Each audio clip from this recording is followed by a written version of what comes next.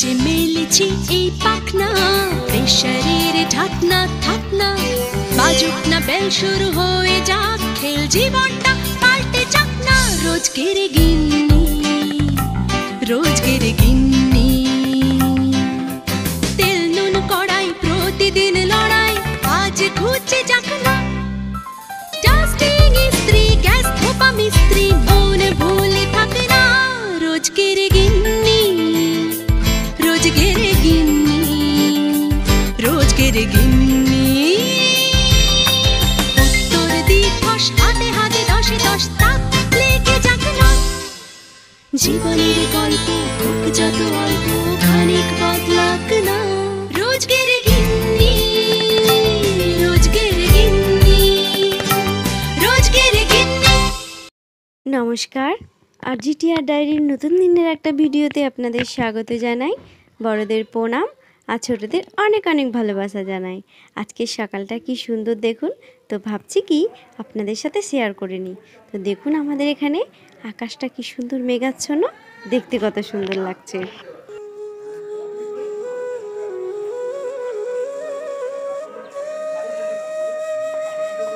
এদিকে আকাশ এবং চারপাশের পরিবেশটা দেখানোর সাথে সাথে ভাবলাম কি আমার বদনখানা আপনাদের দেখিয়েই দিই, তাই একটু ফেস ক্যামেরা করে নিলাম। আর এদিকে দেখুন সত্যি পরিবেশটা খুব সুন্দর লাগছে। তো আপনাদের ওখানে আজকের পরিবেশটা কেমন ছিল সেটা অবশ্যই জানাবেন আমাকে।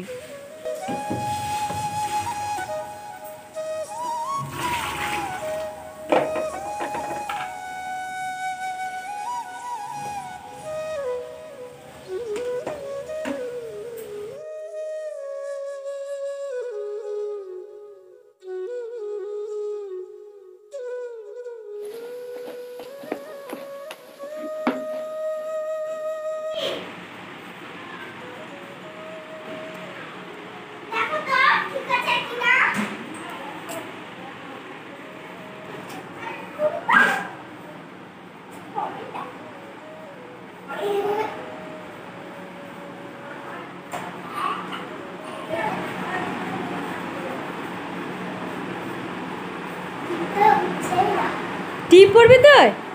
হ্যাঁ, কেন কেন চলো। তো ছেলে মেয়েকে সকালবেলায় খাইয়ে দিলাম। এখন হচ্ছে আমাদের বাড়ির পাশে বাড়ি একটা চেম্বার পরিষ্কার হচ্ছে, যে আওয়াজ হচ্ছে। আর সেই জন্য আমার ছেলে বলছে দৌড়াতে দৌড়াতে ছাদে গিয়ে দেখতে যাবে।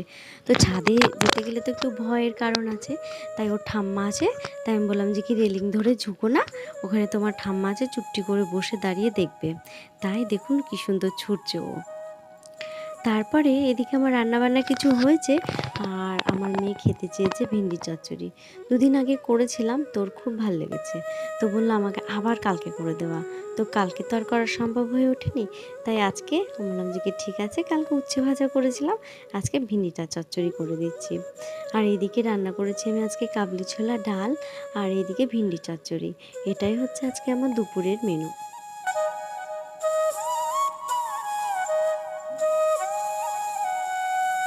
তো এদিকে আমার কাটা হয়ে গেল, ধোয়াও হয়ে গেল।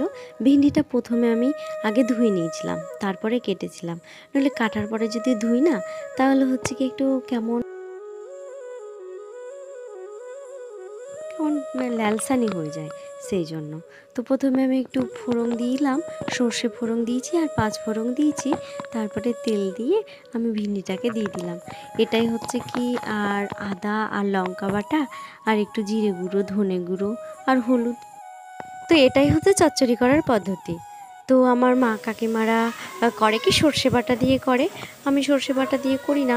সব অ্যাসিডিটি, অম্বল, গ্যাস এইসব কারণে। তো কিছুদিন আগে করতাম সর্ষে বাটা দিয়ে, এখন এমনি করেই করি। তো দেখি এমনি করে খেতেও বেশ ভালোই লাগে। তো দেখুন আপনাদের সঙ্গে গল্প করতে করতে আমার এই যে মশলাটা কষানো হয়ে গেছে। তো এবার এটাতে একটু জল ঢেলে দেবো। জল ঢেলে দিয়ে মশলা যদি এই কাঁচা গন্ধটা থাকে, তাহলে পরে এই জল ঢেলে একটু ফুটিয়ে নেব, কাঁচা গন্ধটা কেটে যাবে। আর যদি না দিই তো মনে হয় না, একটু কেমন মশলার কাঁচা গন্ধ থেকেই যায়। তো যাই হোক আমি ওটা ঢেকে নিলাম, ওটা আস্তে আস্তে হয়ে যাক। আর এই যে এখানে আমি আনাজের খোসাগুলো সব ফেলে দিচ্ছি। তো আমি একটা বড় ভুল করে ফেলেছি জানেন। ভুলটা হচ্ছে কি, শশাটা যে কাটতে হবে সেটা আমার আর খেয়াল নেই। তো আমি তো আনাজের খোসাগুলো ফেলেই দিলাম প্যাকেট সমেত। আবার ওটা কলপারে নামিয়ে দিয়েছি, ওটা নোংরা হয়ে গেল, তো ওটাকে আবার এনে পাতবো, সেই জন্য ওটাকে না পেতে আমি নিচে বসেই কেটে নিচ্ছি। তো দেখুন, আগে তো আমরা এই যে প্যাকেট পেতে এখানে সবজি কাটা হতো না, আমার শাশুড়ি মা তাই করতো না, এমনি করতো। তো দেখুন এখানে সব সবজি কাটার দাগে সব সাদা সাদা হয়ে গেছে। তো আপনাদের কি কারো এরকম সাদা সাদা হয়েছে?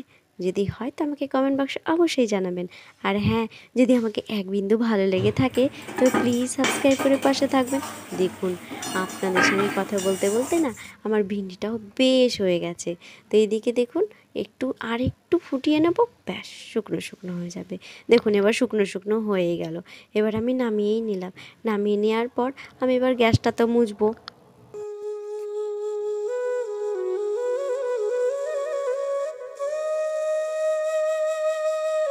শ্যাম্পু করব আজকে, কালকে তেল দিয়েছিলাম সেটাই আজকে একটু বানিয়ে নেব। তো দেখুন অ্যালোভেরাটা অনেক কদিন হয়েছে কাটা আছে, তো এবার কি হচ্ছে, গোড়া দিকটা একটু নষ্ট হয়ে যাচ্ছে। তো ভাবলাম কি আজকে অ্যালোভেরা দিয়ে শ্যাম্পু দিয়ে আর হচ্ছে একটু চিনি দিয়ে একটু মিক্সড করে নিই, তাই অ্যালোভেরাটাকে একটুখানি ছাড়িয়ে নিচ্ছি।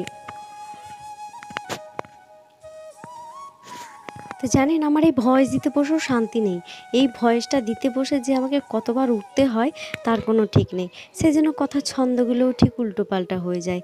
তো এবার একটু আমি শ্যাম্পু মিক্সড করে নিচ্ছি, তারপর একটু চিনি দিয়ে দেব।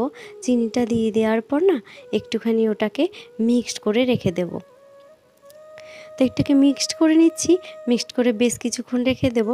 আর এটা মিক্সড করে রাখার পর আমি হচ্ছে কি গ্যাসটা মুছে নেব। এদিকে গ্যাসটা মুছতে মুছতে আমার ওটা একটু চিনিটা গলে যাবে। আর সামনে পুজো চলে আসছে, এবার ভাবছি পুজোর কাজকর্ম কবে শুরু করব। তো আপনারা কি পুজোর কাজকর্ম শুরু করেছেন? আমাকে অবশ্যই জানাবেন। পুজো আসছে, ঘর ঝাড়াঝাড়ি তো মানে পালা চলেই আসছে। ভীষণই ভয় লাগছে, পারবো কি পারবো না। প্রত্যেক দিনই তো এক প্রকার একটু একটু করে কাজ করে থাকি। তো এই মাসটা আমি মানে ফাঁকি দিয়ে নিয়েছি। আমি ভাবছি এই মাসটায় আমি আর কাজকর্ম কিছু করব না, একেবারেই পুজোর ঘর ঝাড়াঝুড়ি করে নেবো। সেই জন্য এক্সট্রা কাজগুলি আর কোনো আমি হাত দিতে চাইছি না।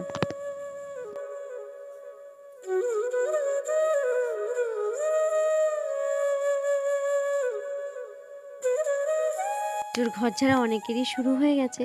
তো আমার যারা ফ্রেন্ড আছো, যারা আমাকে দেখো, তারা জানাবে আমাকে তোমরা পুজোর কাজ শুরু করেছো কি না। তো অনেকেই পুজোর কাজ শুরু করে দিয়েছে, আমি ভাবছি আমি একটু কদিন পর থেকেই শুরু করব। তো সেই জন্য একটু অপেক্ষা করছি, না তো পুজোর আগে আবার যদি নোংরা হয়ে যায়। তো চলুন যাই, আমি এবার একটু প্যাকটা লাগিয়ে নিই। গ্যাসটা মোছা হয়ে গেছে, প্যাকটা লাগিয়ে তারপরে তো মাথায় শ্যাম্পু লাগাতে লাগাতে বলেই দিই, আপনারা যারা কমেন্ট করছেন তাদেরকে অসংখ্য ধন্যবাদ আমার পাশে থাকার জন্য। জিনিস নষ্ট করবি না, এবার কে আমি কিন্তু মারবো তোদেরকে, এবার কে মারবো।